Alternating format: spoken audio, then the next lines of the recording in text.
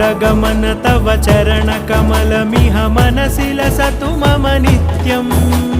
गरुडगमन तव चरणकमलमिह मनसि लसतु मम नित्यम् मनसि लसतु मम नित्यं मम तापमपाकुरु देवा मम पापमपाकुरु देवा मम तापमपाकुरु देवा मम पापमपाकुरु देवा